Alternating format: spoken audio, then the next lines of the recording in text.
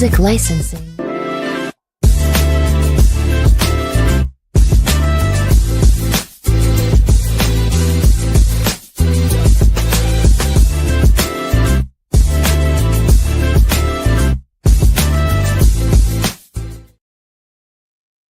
Good evening, everyone, and welcome back to Not My Lifetime channel. And it's instead of a review that gave yesterday's game, lost 2-0 again. Well, never lost, but what it is now with big games now last moment. But obviously, it's in the title, miles off again. But it's not necessarily the fact of trying, trying, but it's just not the levels that we need to be at the moment.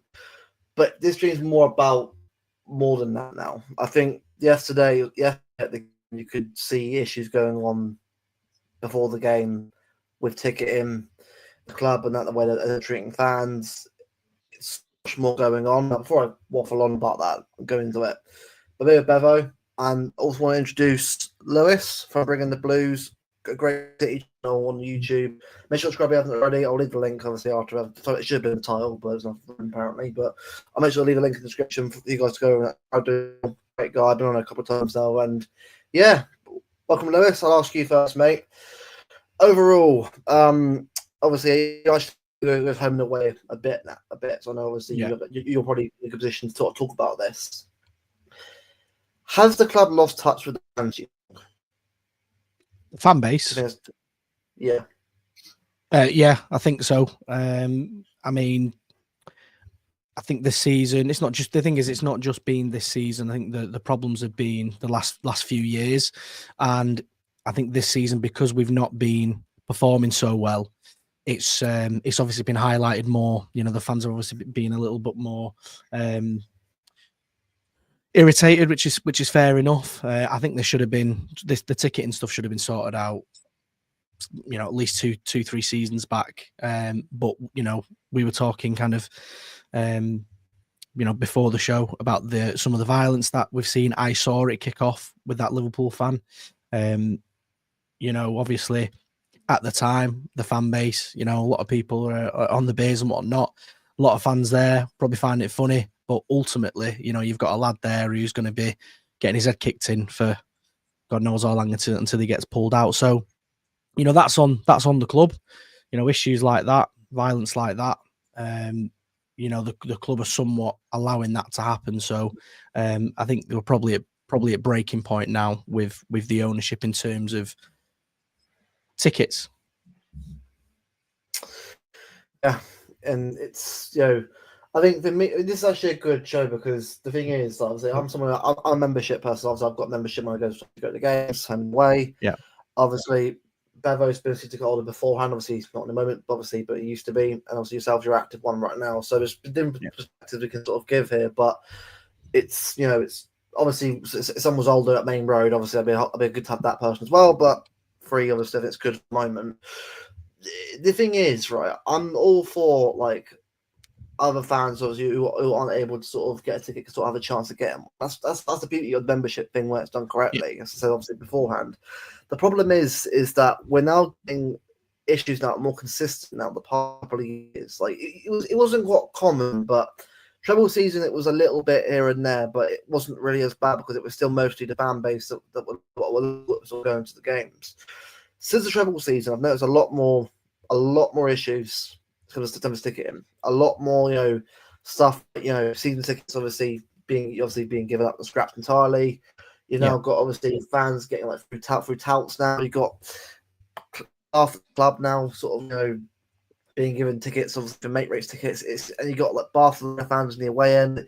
It just feels like it's the same issues keep coming up over and over again. It feels like the families are getting a slap in the face, where a lot of loyal Blues actually sort of go in these games that it should be weeking out. A lot of them are getting left out because it's been prioritized by other fans. It's just, I don't really understand why it's gone that way, but it's sad in that way. No, I agree, and you know, like I said, the PSG game a few seasons back, when Messi was in the squad, I just remember being surrounded by. I don't even think even necessarily just all PSG fans, but just people that were there to see Messi, and you can tell who they are because they'll spend all game recording it, but specifically recording one team or maybe, one person. And it's irritating because, Pep will come out and Pep's been liable for this, and he'll come out and say, oh, we need the fans. Well, that's all well and good saying that, but it's not the fan base. It's not the fan base that's the problem.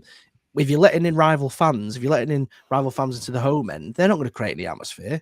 So you need to turn around to the guys that are in charge of the ticketing prices, and fans are being priced out. We've been priced out for the last 3 or 4 years, and so we're not all going to be able to do Wembley 5 or 6 times a year, and then all the home games and then the away games. So the club have to they've got to come halfway here, because they're not at the minute, and it's detrimental. It's detrimental to the atmosphere as well as a whole.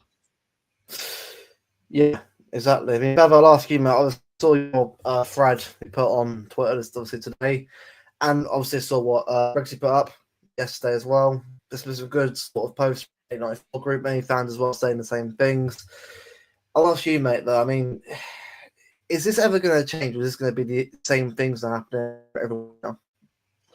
It's by far the worst I've seen it in at least the last 20 plus years that I can remember.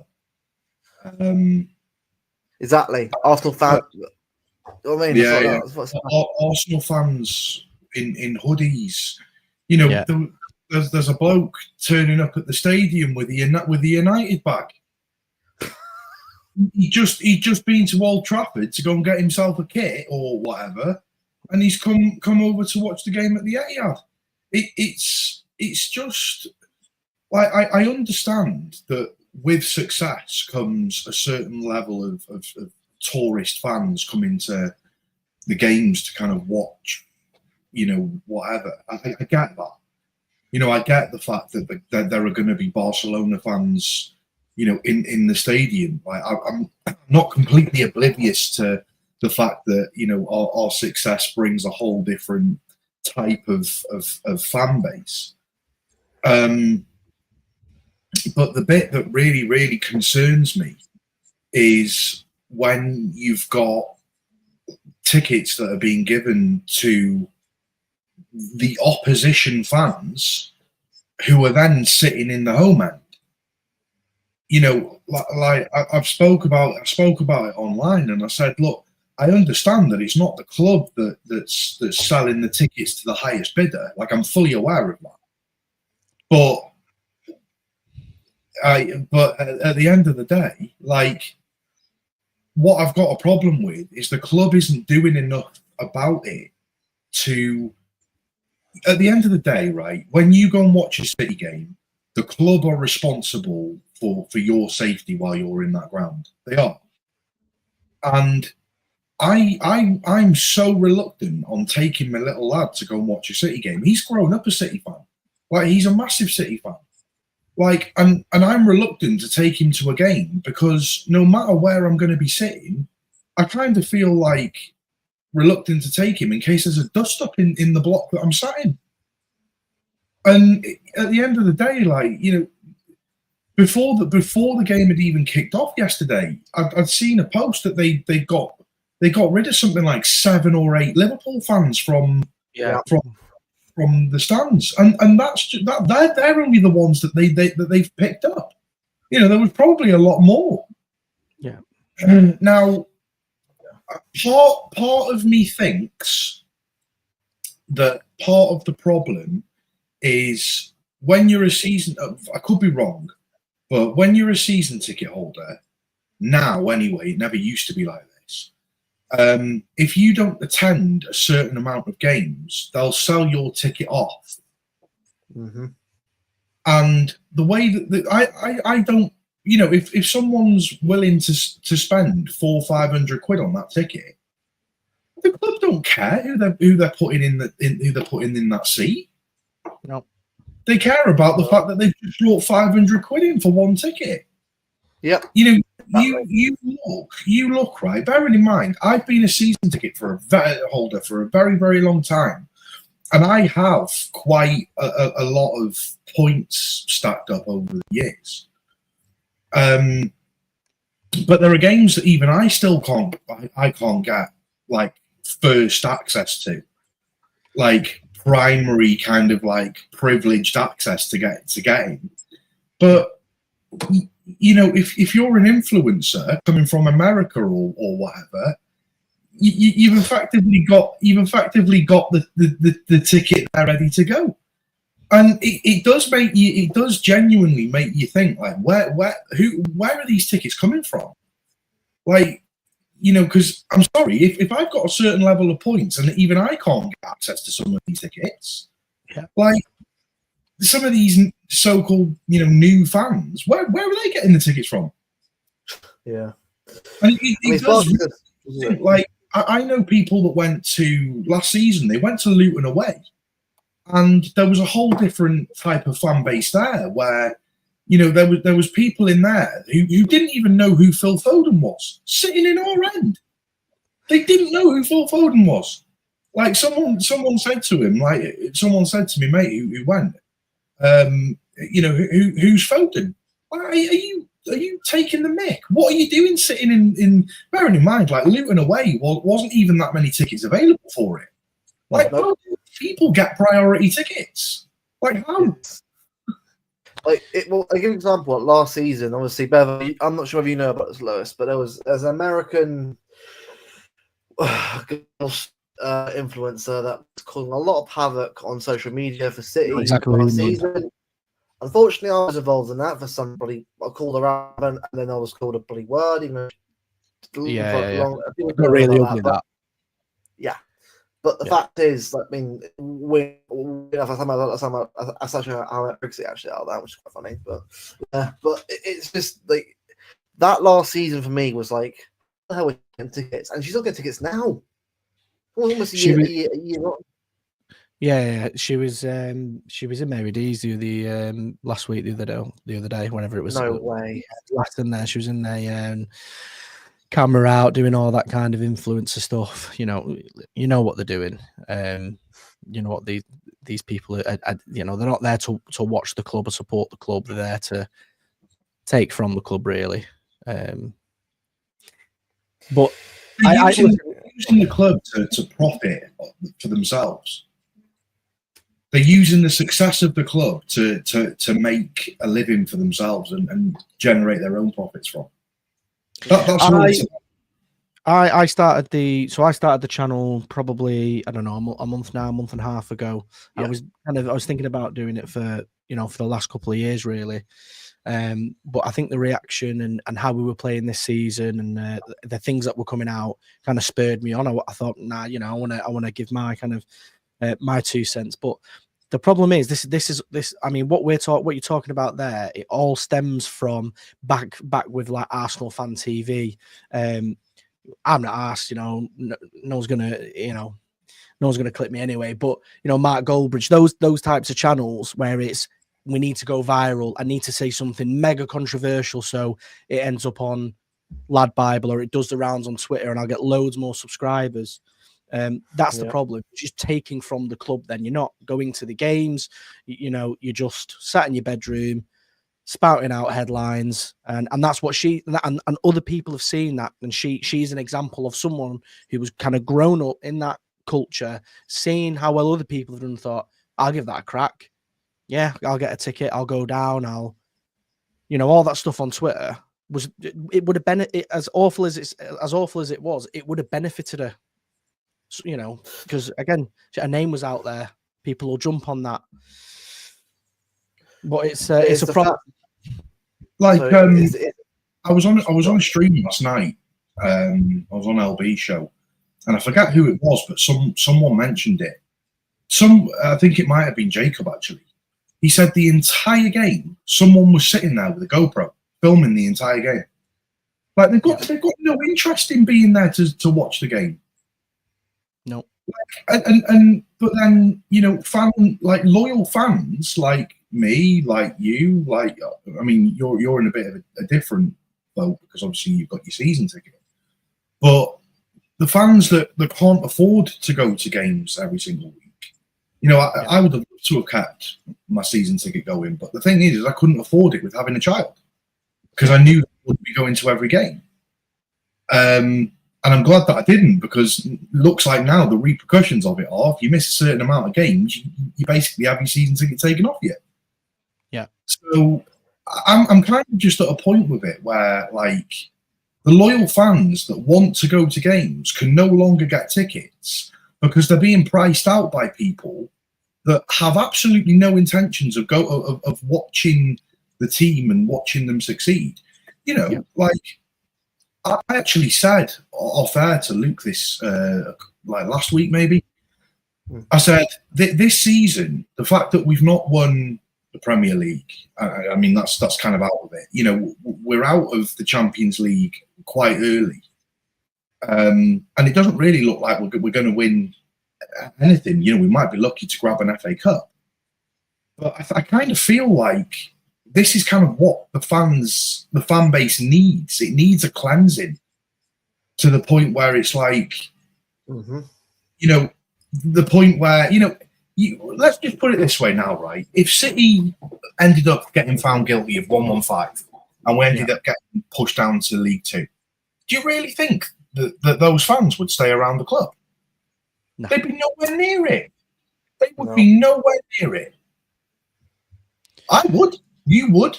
Luke would. Yeah. Definitely. Definitely I wouldn't be. All of a sudden then the narrative changes and we now matter then. Yeah. Because we're then, you know, there was a thing, I forget when it was, but it was a couple of years ago. The biggest mistake that the club made was when they referred to the fans as customers. Yeah. Yeah. That was when it started to me. We're not customers. We're like, at the end of the day, right?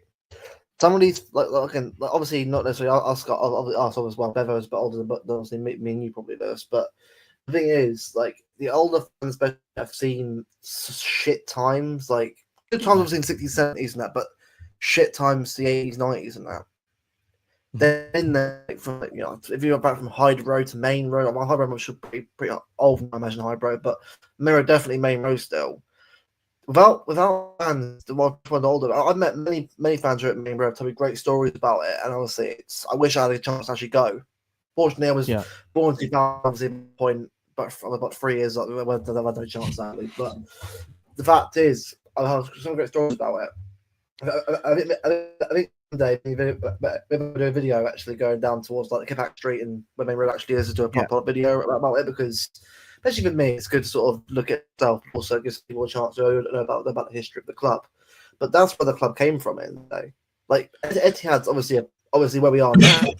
But the reality is, right, Main Road was where the club came from. That's what the club's trying.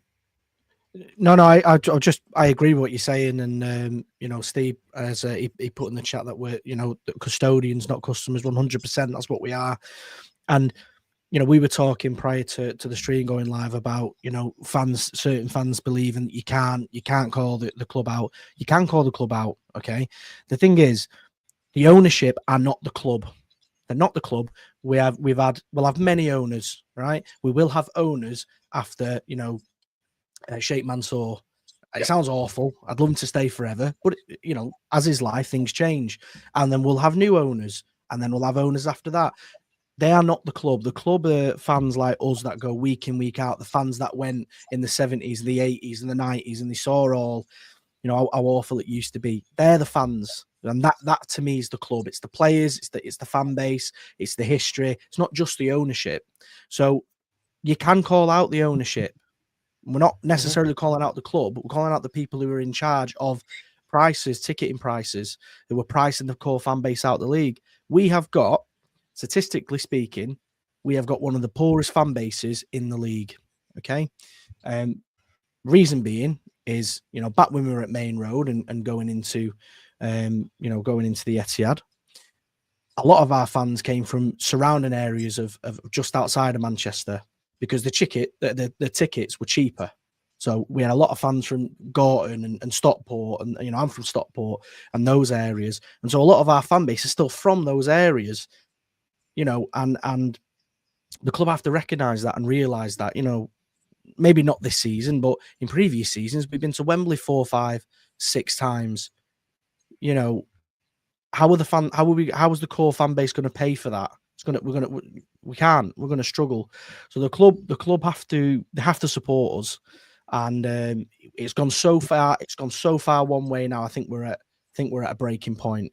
You know, the City Matters group, and I think some of the other kind of official fan groups, they put that open letter out, didn't they? And I think, okay, fine, that was the right way. That was kind of the right way, and it was ignored, which, you know, to me says everything. They don't care at the end of the day. So we have to force it now. I think we've got to push the issue past the civil side of just just sending letters. Protests. I think we need to get outside the Etihad. Yeah. I said better about this. I said yes. The only way this is ever going to change, you've got to target them with the PR and the wallet.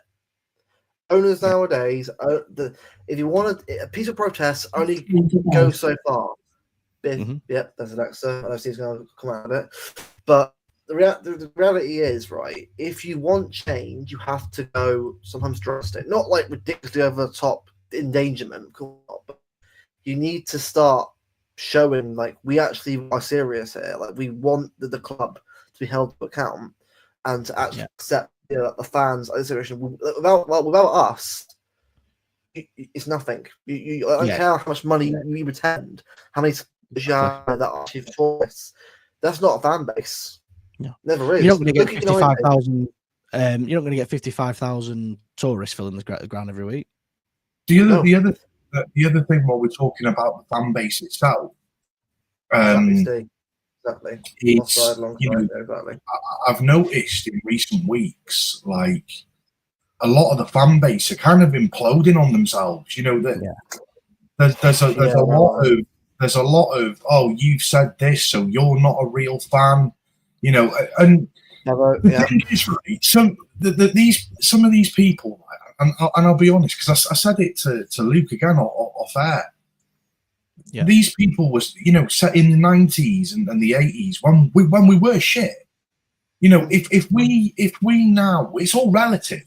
So if we call the club out now and maybe Pep for underperforming, which we have every right to do because it's an opinion that we have, right? It doesn't mean that we love the club any less. Let's just put that out there. Mm-hmm. But these people were saying how shit we were in the 90s, but we won trophies before that. You know, we won an FA Cup, we won a European Cup Winners' Cup. You know, we've won these trophies, and then people started calling us shit. We've won all these trophies now, and now we're getting to the point where we're calling it shit. You know, where were these people years ago when we were saying, well, hang on a minute, we're not shit. We won a European Cup Winners' Cup. We won an FA Cup, 5, 6 years ago, 10 years ago, 15 years ago, whenever it was. Like, it's all relative. So, like, they weren't open to they were open to the criticism then and calling us out and saying that we're not very good and we're shit and this, that, and the other. But at that point, when we were shit, we'd also won trophies before that. So it's all relative. You know, we've won trophies. You know, we won the treble, we won 4 in a row, but this season hasn't been good enough. No. So we have every right to turn around and say, this season hasn't been good enough. Oh, you can't say that. You're not a proper fan. You know, how dare you call out Pep and this? We have every right to, because it's an opinion. You guys were saying it in the 90s when we were shit, but we'd still won stuff before that. Yeah. So it's all relative. Like, and it just seems like in this modern era, like, you're not allowed to question Pep. You're not allowed to question the board. You're not allowed to question the players on the pitch. Why? Yeah. If they're underperforming and they're not doing well enough, we should be allowed an opinion to say they're not performing. But instead of having this whole debate of, okay, then you don't agree with me and that's absolutely fine. But let's have an open, honest discussion about it and say, okay, well, I think Pep's needs to be held accountable because of this reason, and you're telling me no and that I'm wrong. That's fine. Let's have a discussion. But you're getting people calling out like Luke saying that he's not a City fan and that he's an ex-Southampton fan, all because he wore a disability kit. Because he wore a Southampton disability kit bearing in mind, years ago.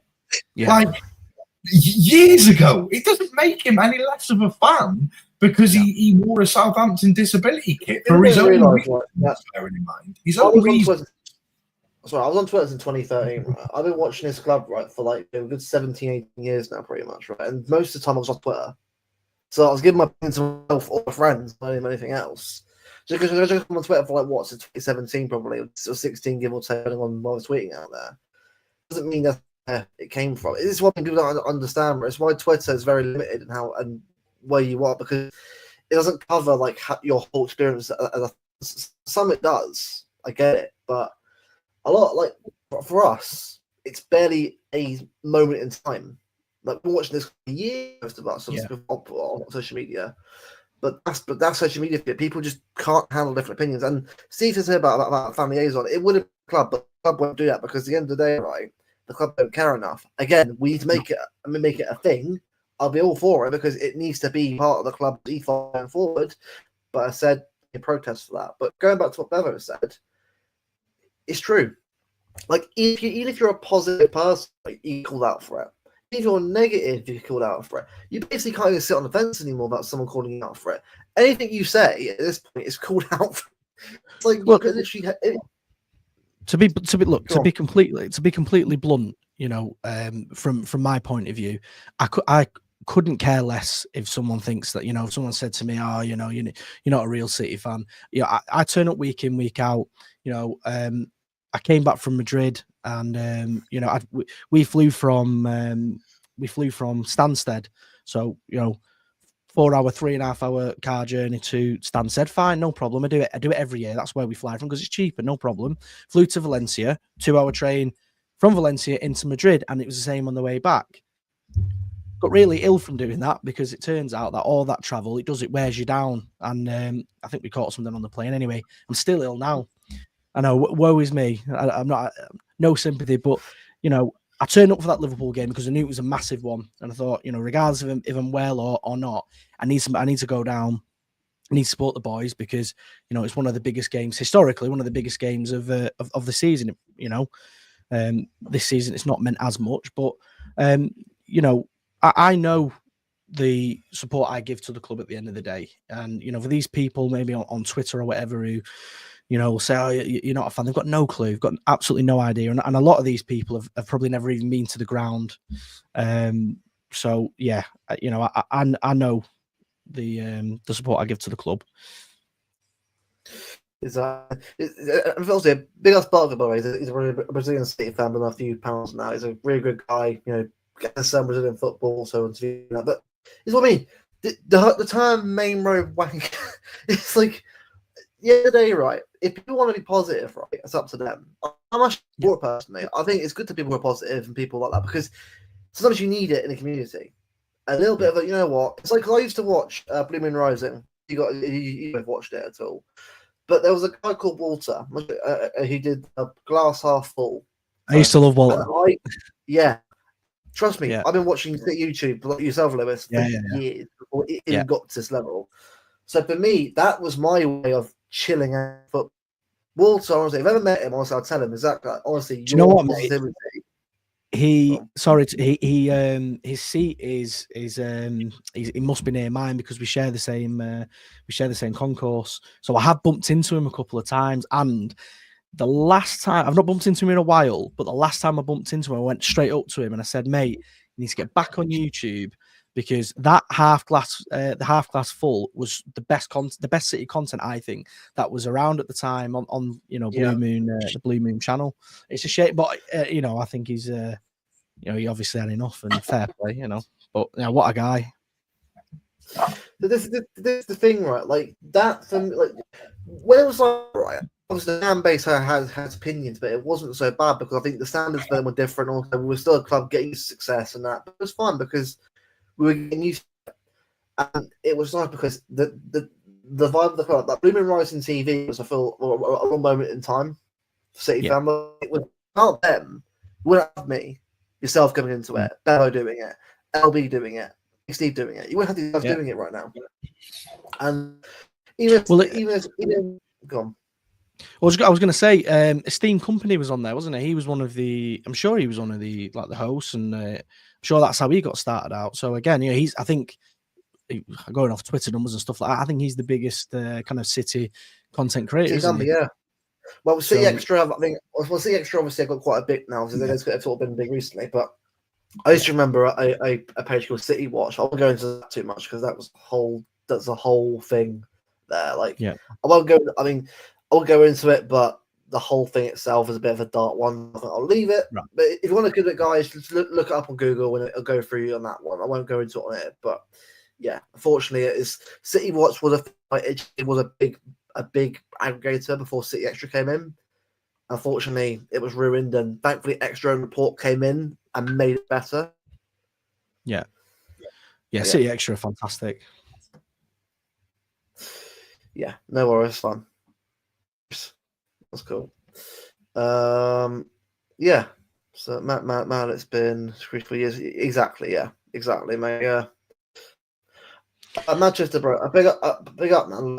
The thing is, people are told to say what they want, mate.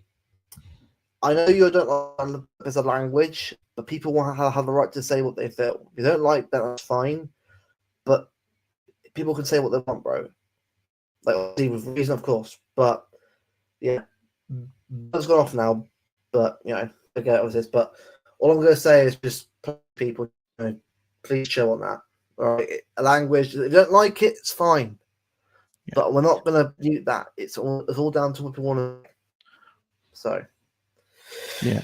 I think you can give your opinion. You can give your opinion online. You give your opinion in the stands. If you paid the money to go there, that's you've kind of earned that right, really. But there's obviously limits to that.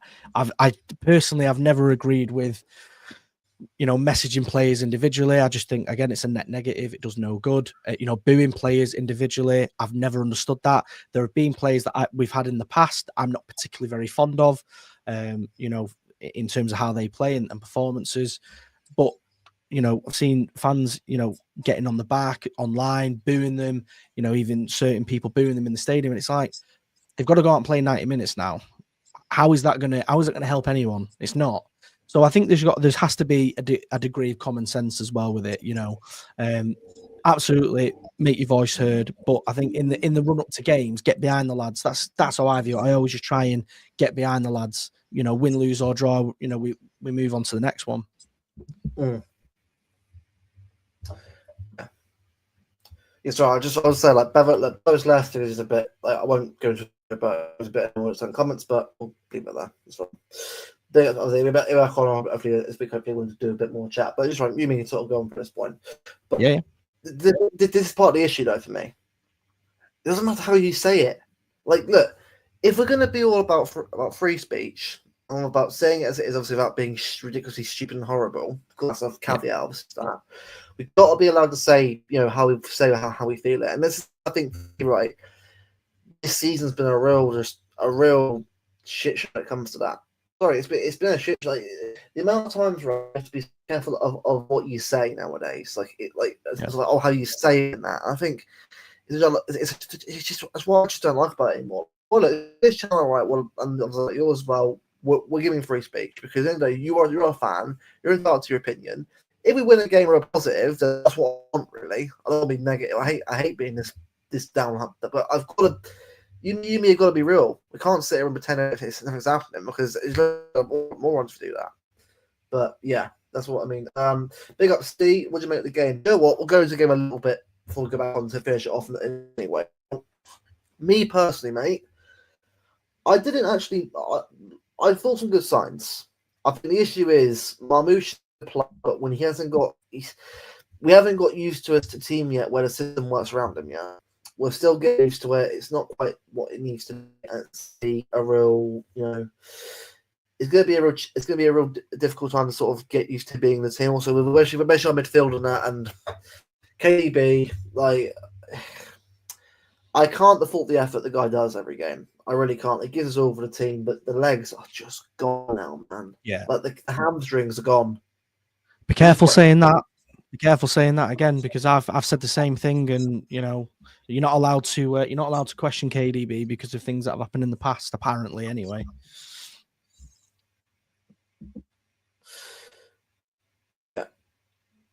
It's what I mean. So, you know what I mean, and we will end up 7.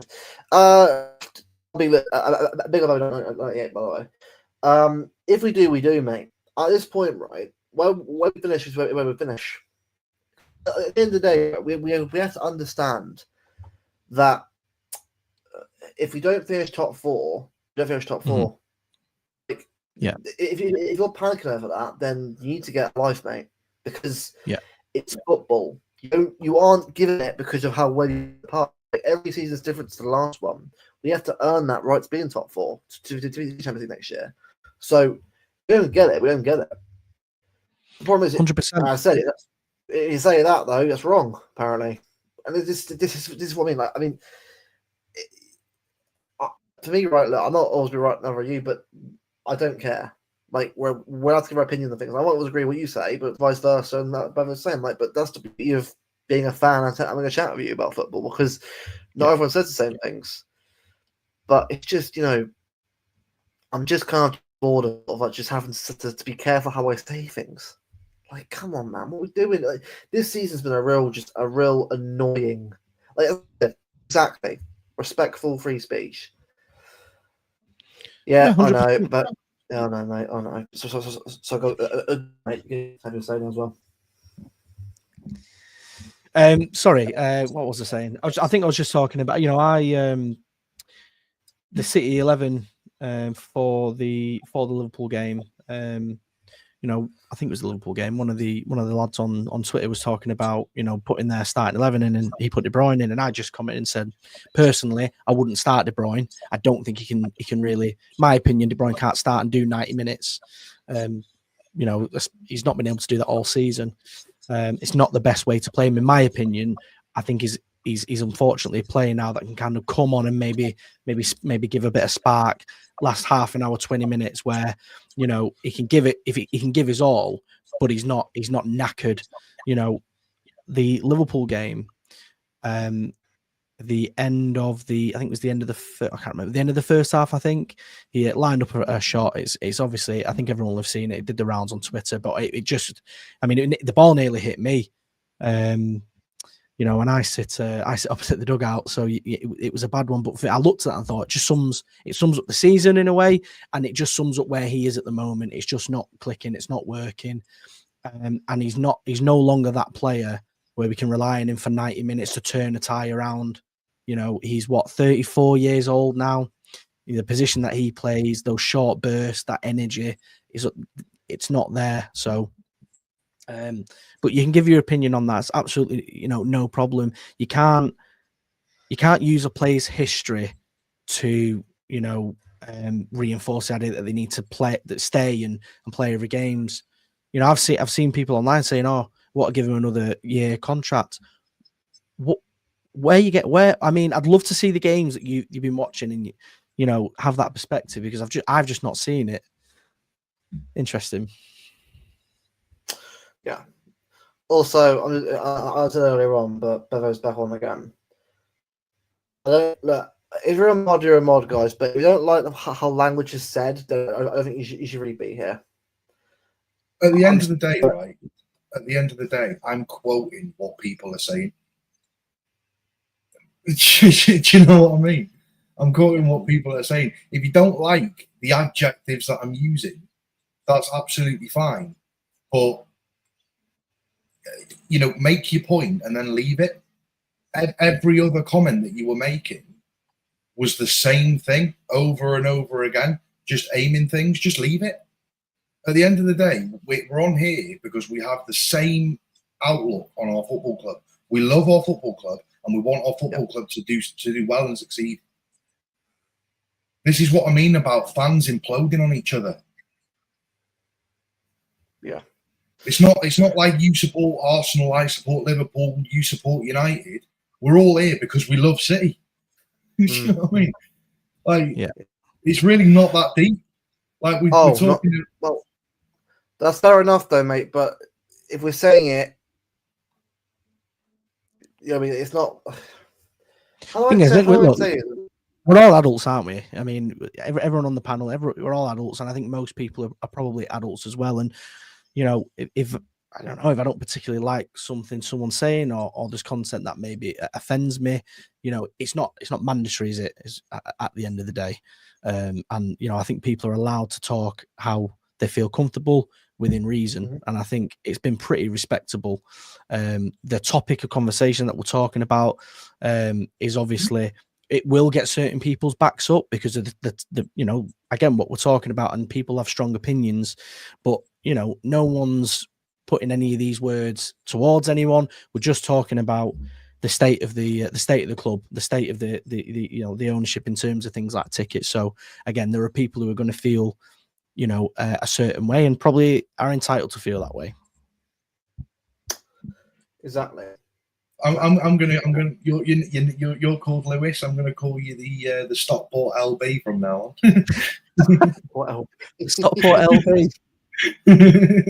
All right, good. It's good for Lewis, isn't it? Everyone says exactly. Sparkles, exactly, mate. That's how it should be. And Steve, exactly.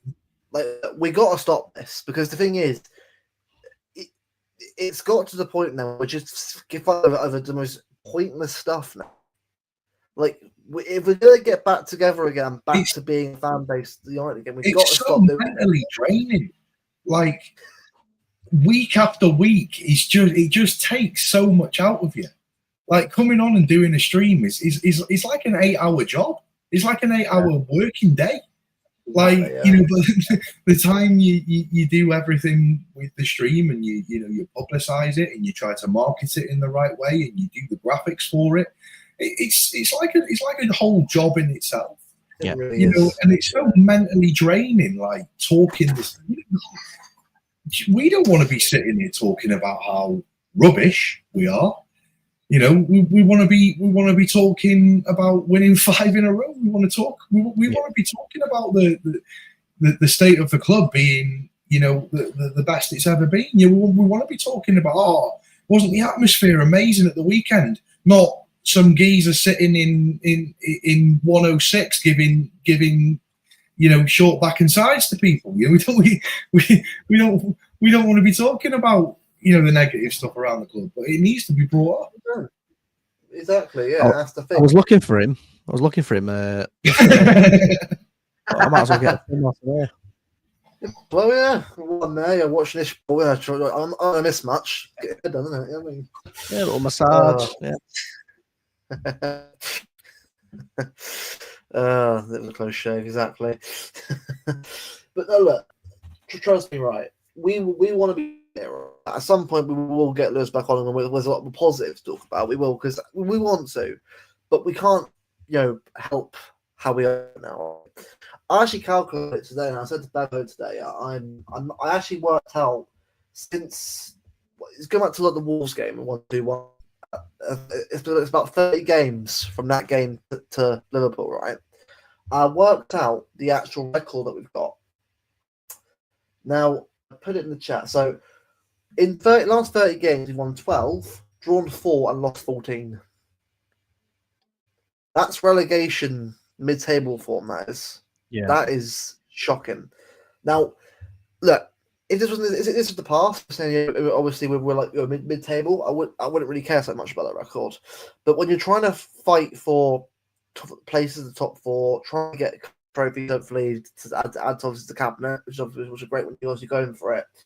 That's a record that you really got to think, bloody hell, that is unacceptable. Like, we should be really on more wins than losses. I'm not asking for 30 wins in a row. That is hard in itself to even get 10 wins in a row. But 30 games, 14 losses in 30 games. 30 games. That is just terrible. And there's the issue there. We'll lose too many games.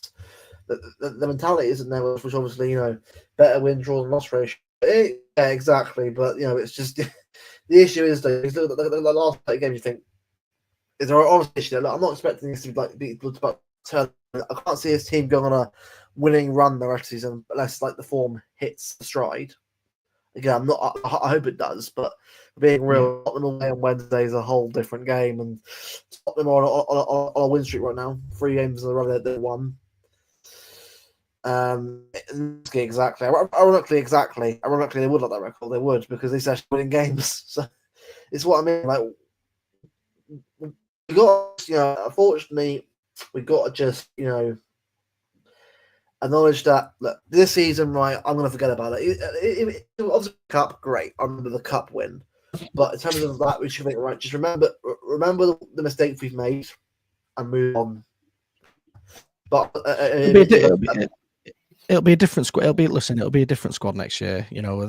I think something came out today, didn't it? There was 6 or 7 players that, I don't know how true it is. You never know, but there are apparently 6 or 7 players that have been told to, find a new club at the, before the start of next season, which was coming. A lot of learning has to be made from Pep and the ownership. A lot of these lads have given everything. You look at players like, Bernardo Silva, John Stones. Someone told me yesterday, it was a crazy stat that in the last, I think it was like 2, 3, maybe even 4 years, or last 2 seasons, I can't remember. It was crazy. It was like he's played something like 30 games because he can't maintain without without getting injured. And you love these guys because, again, they've had big moments for the club.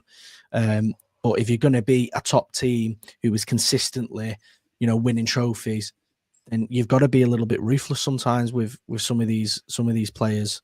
If they're not performing, if they're constantly getting injured, then I think tough decisions need to be made. And you've just got to hope and trust in the club to do that, because we've had 4, 5, 6 different squads now that have all performed in various ways. So that's one aspect I do support the club in. I do trust the club in, because I've seen it. I've seen a few of the different rebuilds that have worked, and we have gotten better and better. So you've just got to hope that this next one will turn things around, and we might not win. I think expectations is a big one as well. I think there are a lot of fans, a lot of the younger fans, who kind of probably start supporting maybe after the Mancini era, maybe you saw some of the Pellegrini, and then obviously all of the Pep. It's not normal. This isn't normal. This is not normal. We've torn up the rule book in terms of how many trophies, the points. It's not normal. So you have to realize that at some point we might just go back to winning 1 and 2, which is fine, which is great. Tottenham would bite your hand off for that. United would bite your hand off for that. Tottenham would bite your hand off for 1 in 10. Yeah, exactly. It would. Absolutely would, yeah. I mean, because I've seen today is that the actual transfer rumours stuff. Ironically, right, I always noticed that every time we lose a game, rumours start flying about. Funny that. Yeah. What do I know? Obviously, lose a game, PR, whatever. But what I've heard, see extra. Obviously, looking at new keeper, Costa from Malta, obviously, because Edison, right? I'll be honest with you, he's not there anymore. Sadly, I like him to stay, but you can just tell he ain't here anymore. Sadly, he's not. Said this all season. His move didn't work out, and he said, we need someone here who's in the game. The turning point for me with Addison was Fulham at home last season. When I think it was Fulham at home where he come off and booted the water bottles. There was a few things, weren't there? There was a few things that he was kind of getting caught doing on the sidelines. I remember that. I remember thinking the same thing. Yeah, exactly. And it's what I mean, Steve, right? Honestly, I'm not panicking at all about this. I think the club know what, but I think to me, we can't be messing about though on transfer fees and that. I'm not asking to pay over the top either. I think we know your targets and get them done. That's what because especially if we get a 10-day window before the club World Cup, if we get a couple of players, if possible, agree before then, great. Look, I'm not. That World Cup in itself, right? Body load of blocks anyway. Money and PR again from away from FIFA and that just to get money in the banks again. It's a chance obviously to have like a pre-season, and also gives like Echeverria a chance as well to pay for us a bit more, which is good. Obviously, he's now here now. and play training on Thursday, I think, which would be good. So I'm looking forward to seeing him play on Saturday. I'm actually on the bed probably because it'd be good to see him get a chance at that. If he gets a bit of game time. But yeah, I understand, right? Here's the thing of our season. I think our season for me, right? All players that come in have done a good job so far. Obviously, Vito Hayes has just a bit of game time, so not enough to really sort of see whether he's done enough yet. But in the long term, players that will do a job for us, that will do a very, very good job for us and provide a lot of goals and that kind of stuff. But the summer is huge. That's the question of out of all of the transfers. To be honest with you, out of all of the transfers we've done over the last 2 seasons, I'd probably say he's the one for me that has stood out to be exceptional. You know, when you look at it, 30 million seems like an absolute bargain for what you're going to be getting out. But it's funny though, because if you look at the media machine, obviously they all hate City anyway. You'd think if you were just watching or listening to Sky Sports that we'd sign Stefan Savic back again. Do you know what I mean? I think he's been brilliant. I thought he was fantastic again. You know, a good sign of a player. That Chelsea game, you know, it was easy to go on and dog him, but how he finished that game for a lad his age in a game like that should have told you everything. That he was just going to push on, and he has done. He was fantastic against Liverpool, and again he was great against Madrid. The mistakes that we made weren't necessarily, you know, down to him. But no, I agree. I think he's going to be a top player. Yeah, exactly. And look, one more will help as well. And obviously, that's settled to be big rate as well. I think for me, right, obviously, I'm not saying worried about that anymore. I'm kind of like, well, if we were losing that, I think that would be a leak by now. If we had lost that, knowing like a big news of that, it would have been leaked. But I should. The 115 stuff. I mean, obviously, City fans, you want to be exonerated because you know history and all that kind of stuff. When people look back in 20, 30 years, but I have people saying to me, you know, other rival fans I speak to, and I always say the same thing. I say it doesn't matter if we get exonerated or we get charged and we get sent down, because let's say that we do get exonerated and we didn't do any of this. You hear the same stupid stuff like, oh well, you obviously paid them, so. It, you know, in terms of what other fans think, you can't win. It doesn't matter. We either bribe them or we're guilty. So I don't pay it too much mind. Yeah, exactly. Yeah. No, that's fun. No, that's fun. Yeah, no, that's fine. Obviously, just both have to go off and sort of something at home, but it'll be all good. Yeah, Kushnow's very honest career. Yeah, but Kushnow for me, I was very impressed by him. I think. He's coming to a team, right, which, you know, up here ain't the best at the moment. We're sort of having to rebuild confidence again. But that fear factor's gone. But like the Etihad now is longer a fortress right now. It's not at all. Everyone's coming here, having their way, and getting out. We're a point of 3 points right now. Liverpool, for me, the league was lost, right, when Tottenham won 4-0. I was like, yeah, we're done. Because if you're letting Tottenham win 4-0 at your own place, right, and you only got a goal to respond to that, I thought there's issues here. And I said like that, and it sounds quite negative in November, but if you can't win a league title, whereas a 4-0 at Tottenham and 5-1 at Arsenal, you can't do that. You can't do that. You can't. So it's, you know, for me, when Liverpool win the league this year, will I be upset? No, because they deserve it. They really do. They've been the best team by far. Not the best team I've ever seen, definitely not. But will they care? No. And rightly so, because the quality this season in the league, right, has been nowhere level of previous years. Liverpool are a decent to good team, especially with Salah on the team. Arsenal were terrible. We're not good ourselves. Forest are a good team, but Forest are a bit hit and miss, and I'm sort of starting to see a few errors in their game now. Newcastle are very hit and miss. Chelsea, very hit and miss. In terms of like the actual like Champions League teams this year, probably the weakest team in a long time. You know, because and I think like you look at La Liga, look at Bundesliga, much stronger. Serie A has been a bit terrible, like Juve, Atalanta are out already. So, but the fact that we're out of Champions League already before Villa is quite embarrassing. Like, Which says everything, though, doesn't it? About again what you're saying there, that the quality this year is just kind of dropped everywhere. exactly, and and I mean, I heard the club, I think, in a way, are actually embarrassed by that, because I think the club is right. Look, we stood still too long. Like, I'm not even asking for trophies. Like, look, obviously trophies are great when you win them, but I want us to remain competitive. Yeah, always compete. If we don't win it, we don't win it. But as long as we're fighting to the very end, I mean, are we proud of the team? Because you know what, we're winning this year, but we fought to the very end, and we go again next season. But this season, it's just like it's just so. And Steve, you're right. It was too far. It was. It was for a lot of players. It was. I think. I think the fact that we were going to run back was a bad decision. I don't know why the club went back. It should have either gone for Bridgie or someone else. Not. I knew that would have been a lot better than the normal player, because Gundogan in Spain has slowed down. Like, the actual legs in him, especially at the level in the league is different physicality levels, different levels, overall. And come back to the Premier League after that, especially at 34. No, there's no way. No, you know, like you said there, he'll have acclimatized to the pace, the physicality.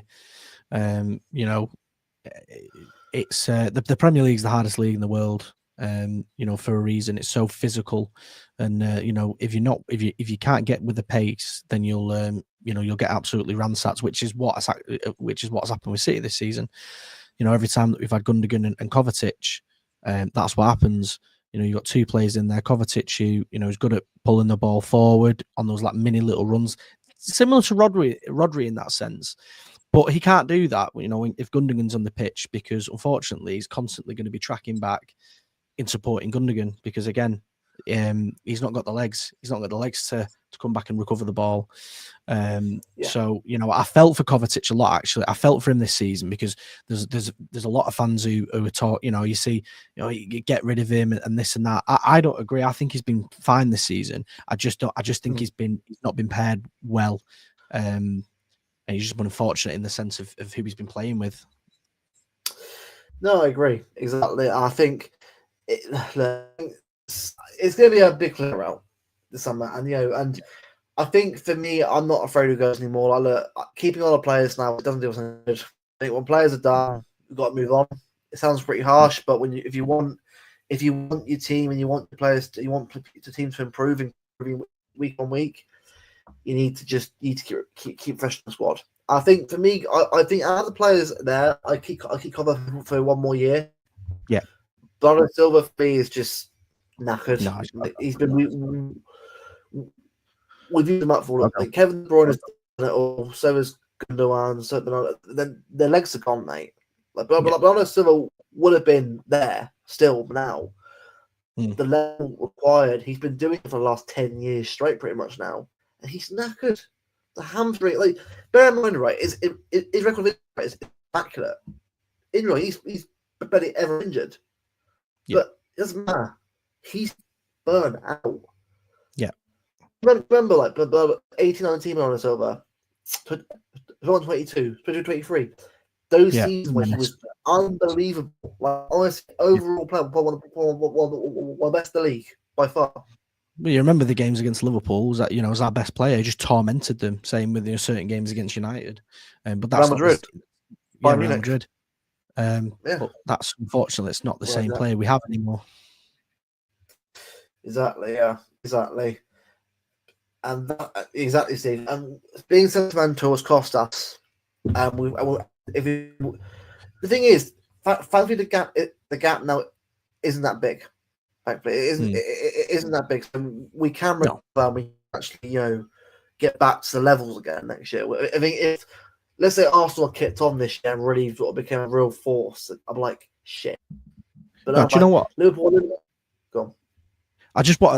I want to say something about Arsenal and Arteta, because I feel like they've gotten away with it this season. You know, we've been abysmal. Okay, if Arteta doesn't send Pep a big bouquet of flowers for the deflection, because they have been, you know, this should have been their season. You looked at last season, right? And they kind of, it was close, and it was a good season between the two clubs.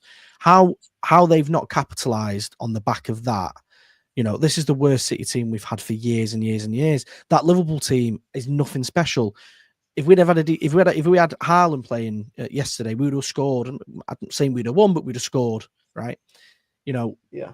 How Arteta, I know he's getting some pelters, but my God, if they were going to win the Premier League in the Pep era, it was this season. Losing to teams, losing against West Ham. It's not good enough if you're a team that's going for the title, dropping points that late on in the season. So we've deflected a lot of that away from them because of the big headline scores that we've been up against and the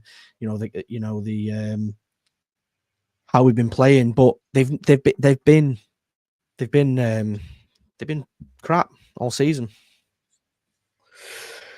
No, they have been, and and for me personally, I couldn't tell you where we finish right now because at the moment I don't know if they're going to beat Tottenham, beat Forest. It's not necessarily negative. I need to see a team a bit of consistency because at the moment we're like winning games. Was the actual form I got here right? In the last 5 games, we've won 2 and lost 3.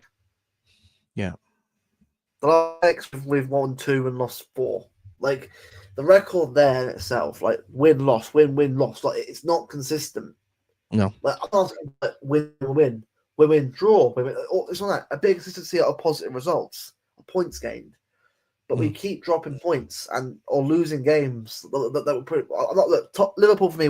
Well, obviously, I wouldn't say we were a better team like that, but Liverpool got a chance and took them and won the game. Fair play, they won the game. Madrid, same thing. First leg, first leg they won the game 2-1 because of mistakes. Yeah, like this is the issue we've got. Like we don't win games that we actually deserve to win because we don't have the up here to manage the game. Like previous years, right? City would have think, right, we're not good today. Get the corner, get the one corner, manage it out, see it out. It's 2-1. Cool, I'm happy with that. Next game. The problem is that art of hamstring, that art of wasting time, that art of that's for no reason. I don't know what it's gone for. Like it's like we panic. We're under pressure. We just don't like us. We used to be able to see out the games from 80 minutes, which is crazy. We would just keep, like you said there, keep the ball at the back, play it between the lads, take it down to the corner if we needed to, and we would play teams out of the game in the last 10 minutes. We can't do it for 2 minutes now. I've said on my channel and the last, I'm sure I've said it to you as well. I hate when the ball goes back to the lads at the back and we're playing out from the back because at the moment we're not good enough to do it. Every single game we make a mistake. Now, sometimes we get away with it. Kushinov will put a big block in or whatever it may be. But that defense isn't settled. There's too many injuries in there. So, we can't expect them to keep passing the ball around like we have done for the past 3 or 4 years. And I get that you want to play the same football. I understand the team is built around that, but this season it's exposed us badly, and I think it's put a lot of pressure on the guys at the back. That defense all season has been makeshift. It's been packed together. You got new lads coming in. Vitor Reyes, the young Brazilian lad, Kushinov. There's no guarantee these lads were going to come in and do a job. But it was very unlike City to buy players kind of last minute in January. But we knew we had to do it. So for me, again, you can talk about maybe Pep a little bit because we should have adapted in certain games. We should have took the pressure off players. Gundogan, for me, I said it to you, Luke, and again in previous streams, I just feel bad for him. It's like putting a lamb out to slaughter. He's not going to say no, is he? He's come back to the club, but he shouldn't be playing this amount of games. You've got McAtee on the bench. Play him. He's a young lad. He'll give it all. Good one coming on. As well. I think Pep, just play O'Reilly. Honestly, mate, Pep. Yeah. I know what you're trying to do, but we've got to say the old guys are done. We can't play. At some point, experience goes too far. Experience isn't enough anymore. Like you need to have legs. I'd rather give O'Reilly a chance. Is he going to make a mistake? Possibly he does. I'd rather give him a chance to have a more. Yeah. But Gundogan will make him. We know that because we've seen it. We've seen it all season. He's not good enough to play in that team. You forget the nostalgia side of it. Fantastic for what he's done. But for me, that's one thing about Pep. I love Pep to bits, honestly, and he's got infinite amount of credit in the bank when it, in my opinion. But at the same time, he talks about some of the young players. I know I've mentioned McAtee, but I know he's been frustrated on the sidelines, and then whenever Pep's asked, it's always no, we don't want him to go out on loan. We want to keep him. He's really integral. He's going to get game time. Yeah. But then it must be so difficult for him to listen to that, and then Gundogan's starting or Gundogan's coming on. It's like, what? It doesn't add up. It doesn't add up, and it doesn't do anyone any good. Doesn't do the fan base any good. Doesn't do McAtee any good. Doesn't do Gundogan any good. Yeah, no, I agree, and it's why in the summer we got decisions on players, and Joe, I'll say to Bevo, we'll do it at some point. We'll do a stream. We'll actually properly break down that stream. We'll sort of bring down the squad because I think I'm in no room now for sentimentality anymore. I'm not saying I want them gone. I'm like, thank you for this, but we've got to move on. Like, this club now has got to act very strict now. Like, I put out a tweet about Kevin De Bruyne. Look, if De Bruyne has to go, he has to go. Like, obviously, if he doesn't mind playing a bit part role, that's fine. If you haven't got any legs to offer, at this point, I'm like, is he really going to be used very well? Like, I don't even like rotting here every year. Like, if he said like, I'll play a bit part, like, but reduce wages, but be assistant coach, I wouldn't mind that. But for me, it's like, I'd rather you like get more game time in like MLS or like a league which you can sort of actually dominate. Because look, the guy in this league has done it, no question. Best City player of all time. Like, obviously, David Silva, I get it, I understand why, but what can massive big games in his career is like Aguero did it plenty of times. Yeah, no, I agree.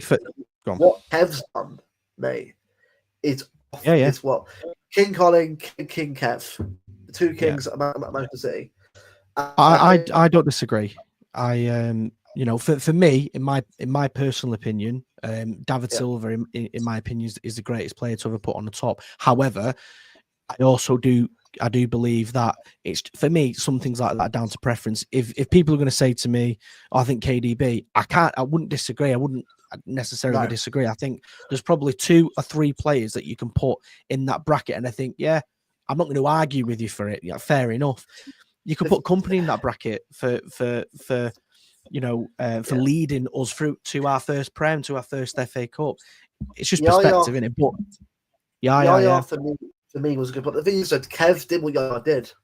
He did. Like, again, so Yaya's all right. Like, Yaya and Kev are my kind of players. Like, David Silva, I appreciate him more as I got older. When I was younger, I loved the bombastic, neck. Silva was more of that. I mean, him and De Bruyne together were like Xavi and Iniesta levels of intelligence together, and that like duo, I'll never. I've watched that 4 times. I was blessed to watch them. Peak David Silva, the season that we had with Pellegrini when we had Samir Nasri in the squad. Him and Samir Nasri just tore it up, man. They were fantastic. I mean, talk about two just great players, man.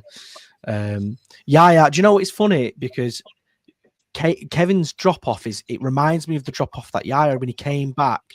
And the legs it was just apparent. He was on the floor all the time. The legs had gone, and we played him in that role where it was just get the ball, pass it on, move it and pass it. He was still great at passing the ball, but those big, 30-yard, 40-yard runs, they just weren't in him anymore. And I think it's the same with De Bruyne. Those kind of, I remember. Do you remember the passes De Bruyne used to pull off in first 2, 3, 4 seasons, where outside of the foot from the halfway line? I remember the one to Sane outside of the foot. Yeah, I remember watching that, thinking, I've never seen anything like this. I've never seen a player off balance ball one like at Wembley when Sterling, when the off balance part, I was like, if look at chances back, it's crazy. I'm saying this. Kevin De Bruyne will have Ryan Giggs' record by now. He'd have it right now. He should have had. Let him down. He should have had Henry's record for most assists. They took that away from him. Do you find mental, right? In the Premier League, De Bruyne's assist, right? They included an assist, right? They didn't count towards the record. Like, holy dickheads, give me a record then. It's too late. So, Joe, here's the assist. It's good. Yeah. Like, I'm sorry, right? Like, this man has put records right that in this league, and that Salah, unbelievable, but I can't, like, because Salah's an attacker, Kev's a midfielder. But Joe, what I chat to a Liverpool fan, right? And obviously he's a big Gerrard fan. I like Gerrard myself. I grew up a bit like a Gerrard because obviously he got a disability that I've got. Obviously, you know, sort of went for football. So Gerrard has a lot of respect for. And Gerrard to me was probably one of the best midfielders I've seen in the Premier League. Oh yeah. But when you got him, Lampard, and Scholes saying how much they love Kevin De Bruyne, when you got your legends saying how much they got Zidane saying it, you got Henry saying it, you got the goats, Ronaldo, Messi are going on how much great one. Messi had an hour conversation with Pep apparently about Kevin De Bruyne. Yeah, Messi. If you think if you're comparing Fernandes and Odegaard to this guy, get in the bin. Kevin De Bruyne carried this club for 10 years. They're wrong, right? It's just him. By the way, I'm not saying it's him. But in Europe, best player in Europe. Champions League ever. Haaland might do it at some point. He might do 10 years, but even Erling was saying this about Erling's a Kevin De Bruyne fan. You know, you can see how much he's Kevin De Bruyne. So is Aguero. Like, then it's self how much I love him. Yeah, he is just the best. Like, and I could go on a whole video. I'll probably do a stream about Kev. I could do a whole 2 hours. So how good Kev was, because he was that player, right? And even now, not as good as he used to be, but he gives his all for the shirt, man. Fan go at him. It's like, what are you doing? This man,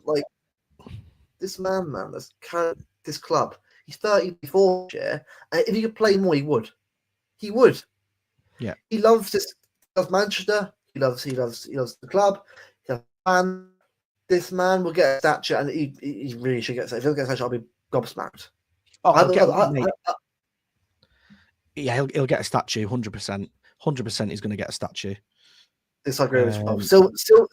Silver for me was a brilliant player. I think this last season was the right time. He had good moments, but it was like, it was the right time. It was the right time. You know, do you know he's one player for me, David Silva, because that's the only thing I think that, you know, I can't disagree with is the Champions League stuff. But that's the upsetting thing for me is David Silva is just a victim of time. He was just in a City squad kind of that was on the just outside the cusp of obviously that Champions League win. You know, if he'd have been 3-4 years younger, I think you would have seen, you know, very, very similar impact. I remember and some of the fans who've followed City since, you know, Silva signed and we had that squad. I remember when we went up against teams like Real Madrid, and he was still the best player on the park. You know, well, I say that.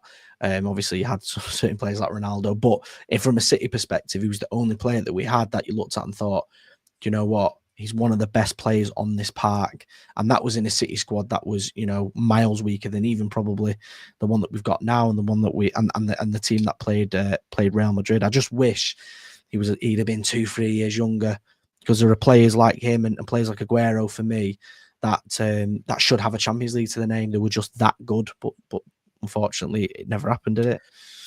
I think Kevin would have still been the same player he was, right, if the injury didn't pile up. Like, he gave both his hamstrings, mate, for this fucking club. Like, he gave he literally, right, said, "You know what? I'll play through to a twin treble." Arsenal, Real Madrid, he was like, "You know what? Screw it. I don't care if it ruins me. I'm going to win it." And it's that for me. I'm like, you know what? Screw him leaving early. He did it. He won it all. And he's one player I wish got a Ballon d'Or, because he would definitely. It's criminal. There's a few players, mate, that should have got the Ballon d'Or. City players. The season he scored 20, got over 20 assists. There was a season where we'd won the league. Silva had won, I think it was the Euros, and he was phenomenal for Spain, phenomenal for City. He probably, again, there was an argument, but again, you had obviously Messi in there, Aguero. There's a few players that, you know, obviously De Bruyne, how he hasn't won Haaland it. should have won one by now. Haaland should have won the one that Messi won. You know, it's funny because. No, sorry, you talk about that. Sorry, my fault. Go on. Sorry.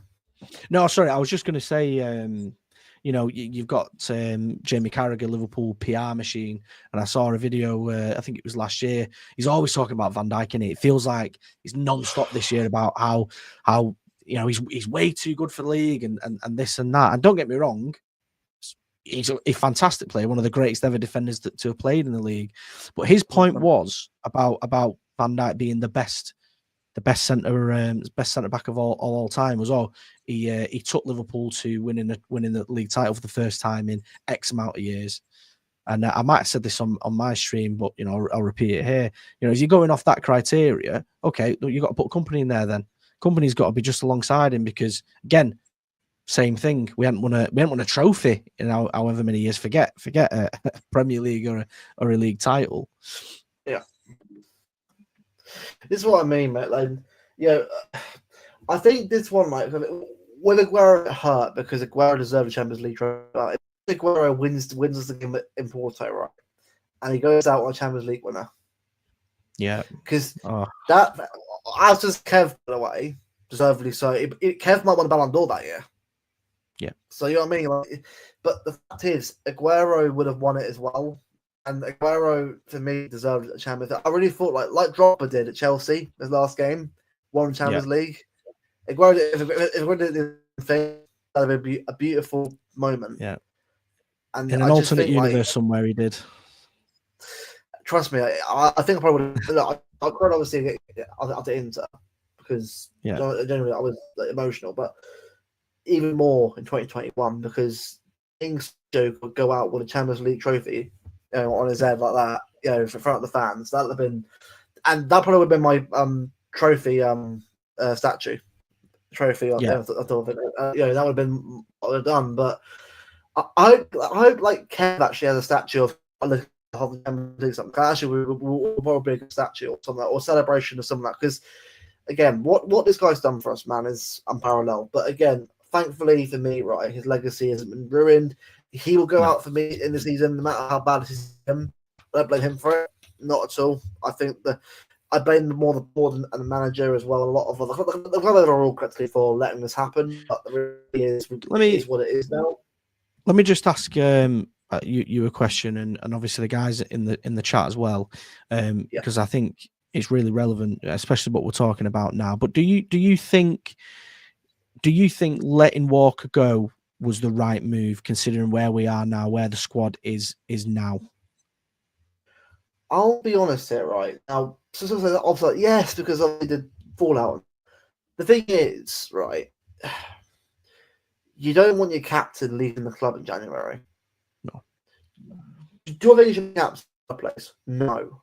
However, I've got respect for Kyle Walker because Kyle actually was what was part of the best era the club's ever had.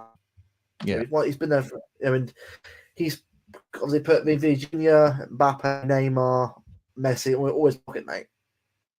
That player for us, right? Yeah. I'll never forget how good he was, right? But the reality is, right, the fans forced him out, but not the good fans. The ones who just do not like him. Now, again, Kyle, I think for his own sake, had to go. I think the news in the press about his relationship stuff didn't help at all. It didn't.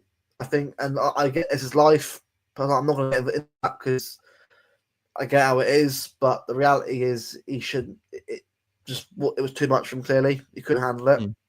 Yeah. So I think in reality, I kind of think it was the right way, but also on the same it's the other way around. I think it's a hard one. I think if Kyle had gone in 2023, the triple season, I think it's probably when he should have gone. Yeah. Because then we would have got maybe like a friend Pong or something like that, or a different back who's doing really well, like maybe giving Kuto a chance. That's probably when we would have had a chance. I think he stayed too long. Contract for me was the wrong choice. It wasn't the right choice overall, but it's sad how it ended for him. But yeah, that's where I'm at about it. I think it's a hard one, but yeah, fair enough. Yeah, for me, yeah, I know, Roger. I agree. He was costing us goals, but it wasn't just him, mate. It wasn't just him. I watched, mate, as games we all did. It wasn't just him. I think, and do you know what? It turned out Simpson Pusey isn't in the squad anymore. I'm not being horrible, but it's quite telling.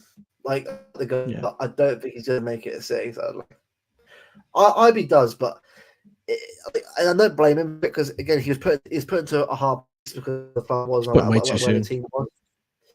But it was way too soon. He said, mate. I get it's probably why I get how O'Reilly was treated obviously the way, but hard one though because like this season's been a real painful one for the squad and overall. And honestly, right, I would like to see a documentary about this season. Not, you know what, this is the all season. Mate. I would like to. Don't reveal what happened because it's bad PR for the club. But for me personally, mate, see it. I want to see not the good bits, what really happened behind the scenes. Not of Pep's breakup. No, that stuff. No, just the club after the games. You know, after 1 win in 13, mate. I want to know how the players are feeling that moment, mate. How are they feeling that moment? Because that to me is the sign of a real club, real player. When I was been in probably a long time, probably since be a bit like Sunderland till I die. If you remember that one, exactly. I mean, not as bad, thankfully. Yeah, not as bad. But I suppose it's similar in in a sense. I agree, though. It takes me. Do you know what? I'd have loved to have seen the conversation between, not even because I don't think he even spoke to Pep. That's the rumor. Apparently, Walker didn't speak to Pep. He spoke to, I think, Cheeky. That would have been such an interesting conversation. I'd have loved to have seen how that went down. It reminded me. I think it would have been similar. If you ever watched the Chelsea, no, the Tottenham one, and the scene between Danny Rose and Jose Mourinho. Wow. But just, my 2 cents on it. I think I agree with what everyone's saying in regards to Walker. I think he did need to leave. That was my opinion as well. I think it's just left a bad taste in my mouth how he left. I don't think if you're a club captain and you've had the history that you've had with City, for me you can't operate how he operated there. Not speak to Pep, go out via the back door. When we're struggling, especially within his position, technically speaking, on the pitch, best right back we've ever had.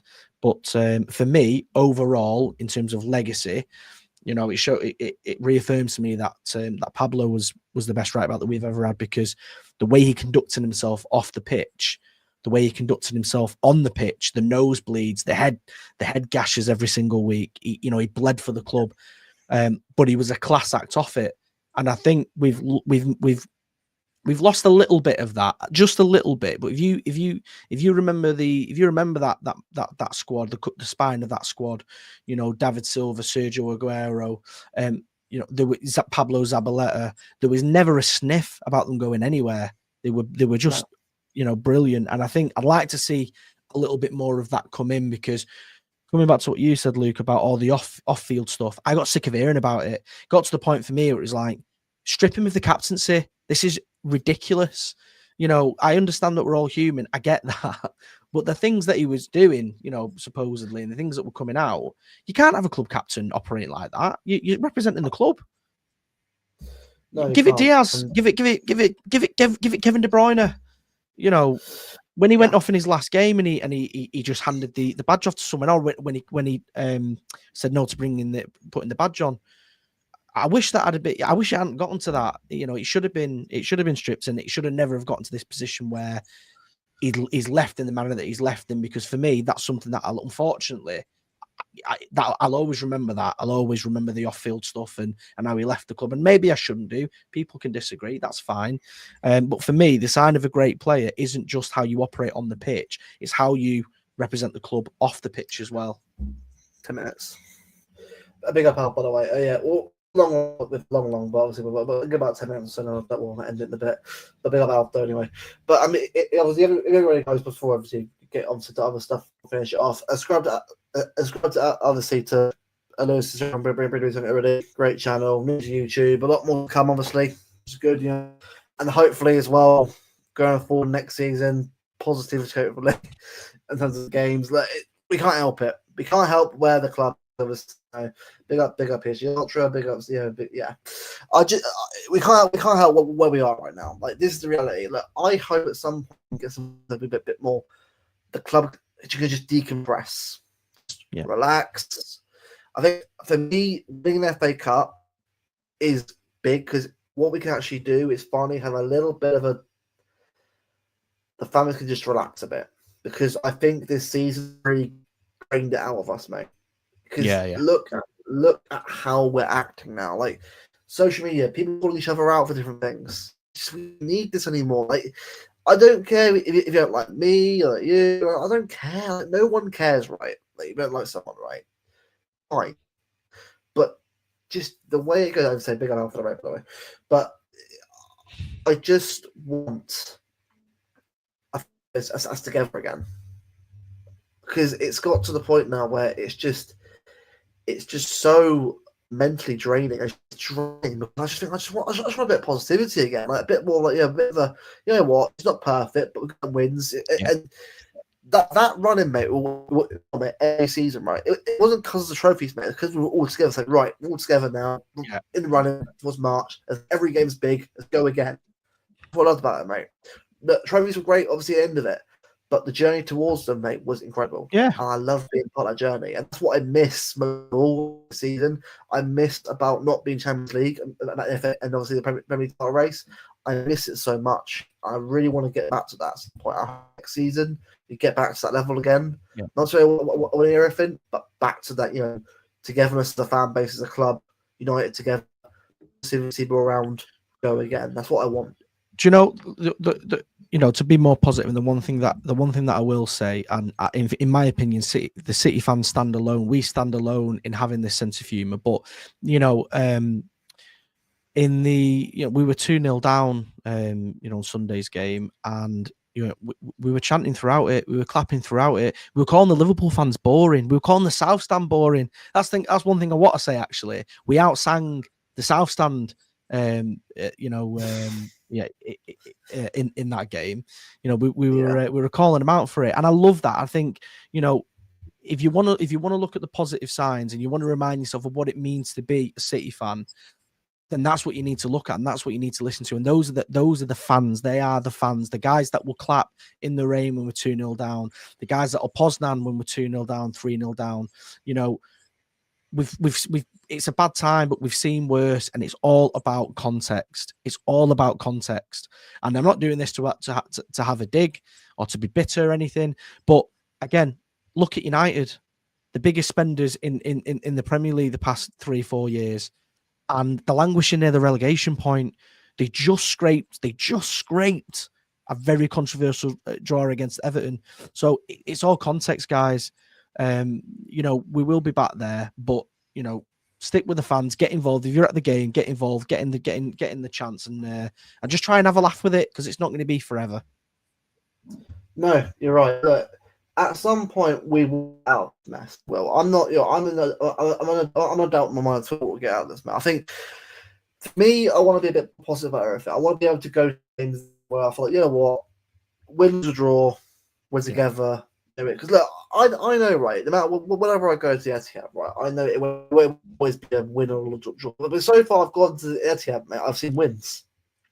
So which obviously would be nice to go every game, but can't always do that. When I do go, it's not, even lose a game, it's fine. I'm not going to sit and cry about it. It's part of football. You can't win every game. I've been to Brighton away, lost 2-1. I mean, I'm great, but you can't win them all. But that's the beauty of football. Like, it doesn't matter. You can be a sport Borough, or some non-league team down here, mate. It's less than 1-0. That's football. Football's a humbling. I never ever want to become I never want our fan base, and unfortunately it probably will happen at some point, because you know it's happened with other clubs, but I don't want to be a fan base, and I don't want to be a club that's entitled, that thinks, you know, we should win it every year, this club should be in the top 4 every single year. Hear Gary Neville talk about it all the time, and it does my head in. Gary Neville and and Carragher and so on, and it's all about the history. Man United shouldn't be 10th, they shouldn't be it, but they are. That's where they are. You know, the nostalgia is great and you enjoy it, and I get it, I understand it, but it's your performances on the pitch that dictate where you are at the end of the season. If you finish 15th, you finish 10th, you weren't good enough. You know, and I don't want the fan base to be that way. You know, if we don't get top four, we don't win the Champions League every second season. We've got to perform on the pitch at the end of the day. That's it. That's all it comes down to. Just performing at the end of the pitch, on the pitch, getting the tactics right, and following the lads. Yeah, exactly, mate. Exactly. And I'll just put a link in the description anyway. If people want to go over and channel. I think at 30 subs, obviously, it's good. Getting get towards 100 now. I think anyone who actually is a new to the channel, get them up there ASAP. Obviously, you stuff. Look forward to seeing obviously what you do going forward. You know, I really felt like I could have someone like yourself, obviously in the community, meet someone different, someone who's going to be a bit more. You know, it can, you know, obviously we've got people obviously who are older on the channel. I've got obviously got community in Wales as well, LB. We've got a lot of different variety anyway, but for yourself as well, like you're different to everyone else because obviously you have your own opinion anyway, but you also have a different point of view as well. That's what we want. It's what it's all about, man. You know, us coming together as fans, chatting about football, chatting about City. All about. Yeah, no, just on that. I've probably got to get better at this self-promotion stuff. But please, like Luke said, please do follow the channel Bringing the Blues on subscribe on YouTube and follow us on Insta and all that good stuff and X. You know, the main aim of my channel is just to get fans involved, and that's what I've done from day one. I've had pretty much a different new fan on every single stream because that's what I want it to be. I want to get involved with the lads like Luke, like here on the Not in My Lifetime, and Luke's been on two or three times now, and so thank you for thank you, Luke, as well, for letting me jump on and jumping on my channel. It means a lot. Yeah, of course. And Rajat, I bet you something, mate. I'll get you one to do something. Obviously, you're doing it by yourself at the moment. Again, I'm all about getting everyone. Look, unfortunately, I don't got everyone there. Not of my choice. Someone like me. Honestly, you'll find that. Unfortunately, like I'm mostly you don't like me. Support everyone. I don't care. I'm not petty. I haven't got time for it. If you don't like me, that's fine. But just get a point, everyone. That's all I say. Like, life's too short to be petty and angry at people for who they are, man. Just get everyone, get behind everyone, support everyone else where you can. That's what it should be. But Tottenham away. I'm not going away. One of God's will Wednesday evening's a bit late and train during nightmare on Wednesdays anyway. So, how do you feel about the game, mate, on Wednesday? Tottenham away. I've said to myself every time that I've watched us play against Tottenham, I say to myself, I'm not watching us play Tottenham again. It's like torture at this point. We just I don't know what it is, man. But they turn into Barcelona or Real Madrid. It's baffling. That last game where they hammered us. I think after that they went on something like a 14 games without a win or something crazy like that. The form was absolutely horrendous, and that just sums up that fixture. City Spurs. It's like they're possessed. I think, look, on paper, squad versus squad, we've obviously got a better team than them, and I think you look at that Liverpool result. Okay, we didn't score. Hopefully, Haaland's fit. We need Haaland to be fit for that game. He's fit. Wednesday. Fantastic. I think we can do it. I think there's no reason, why we can't on paper. But it very rarely goes that way against Spurs. So honestly, mate, I don't know. And that's City for me. That's been City for me the last 3 or 4 months. I just don't know. I go to the game. I went to the Newcastle game. All the lads were nervous. Saying, "What score do you think?" I said, "Do you know what? Maybe 2-1, maybe we get a draw." And then you're 3-0 up. We battered him. And it's like, well, where have these lads been? But then you go to Madrid and we get battered. And then we get play against Liverpool and we're a bit better. So I don't know. I'm just taking it as it comes now. But we can win, and we should win. We should win. Yeah, exactly, mate. Exactly. And I think that if Haaland was involved against Madrid and Liverpool, it might be two different games. Who knows? But the reality is, we lost both of them. It is what it is. You can't change it now. But for me now, just get some results under your belt. Just keep getting wins now, because look, it's getting close now in that top four battle, and we can't afford many more losses now. So, I get third of Forest. You have to get third of Forest ASAP. Get up, get top three. Second, I'll strip off. Sure, I'll say as well. But just league, forget it. 20 points, no, not Marco, not of our squad right now, and our form. No way. No. Previous years maybe, but this current mentality of the squad, I'm not having it. If anyone's saying you ever know, I don't know what to tell you. That's all I'm going to say. I would say yeah, but 20 points. You really are pushing it at that point to hope for some luck at that point. But yeah. So big up Lewis, a big up on the Blues. Subscribe to the channel if you haven't already. On the road to 100 subscribers, obviously long term. Other than that, 100 subs, obviously it's the first goal from obviously. So get him at ASAP. I know he's a great lad. Obviously, I haven't met you yet personally. It was a game obviously before I go up there. I'll mess you and while I'm going to go into a game. Life's a bit mad now, but at some point I'll get there. To everyone in the chat, you got for the last hour and a half. I say Bevo will have to leave a bit early because of family stuff, but he's all right. He's all good. He'll be back on next time for another stream. Lewis, obviously, we'll be on to get you into some job on our channel at some point as well in the future as well. But until then, guys, have a good evening. Wednesday, please get a win, please. Positivity is what we need now. We really do need it. And off the field stuff, hope that changes. But yeah, in my opinion, that probably is fans protest, in my opinion, in that regard. But we'll see what happens. For me personally, I think that's what will happen eventually.